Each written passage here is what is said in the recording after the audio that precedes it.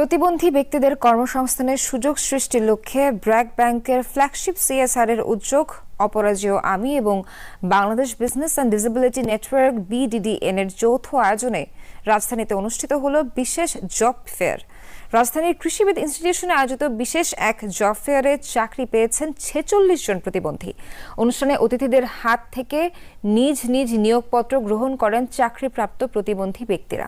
মেলায় অংশ নিয়েছিলেন 600-রও বেশি নিবন্ধিত প্রতিবন্ধী চাকরি প্রার্থী এবং দেশের 22টি প্রতিষ্ঠান।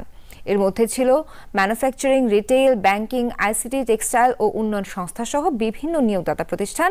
অনুষ্ঠানের প্রধান অতিথি সমাজ কল্যাণ মন্ত্রণালয়ের অতিরিক্ত সচিব বলেন, প্রতিটি নাগরিক সমান সুযোগ পেলে সত্যিকারের উন্নয়ন সম্ভব। অনুষ্ঠানে উপস্থিত ছিলেন সংশ্লিষ্ট প্রতিষ্ঠানের ঊর্ধ্বতন কর্মকর্তারা।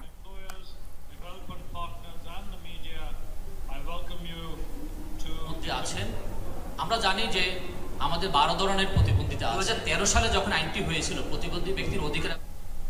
দর্শক, আবারও বিরতি নিচ্ছি, সব খবরে ফিরছি এক্ষুনি।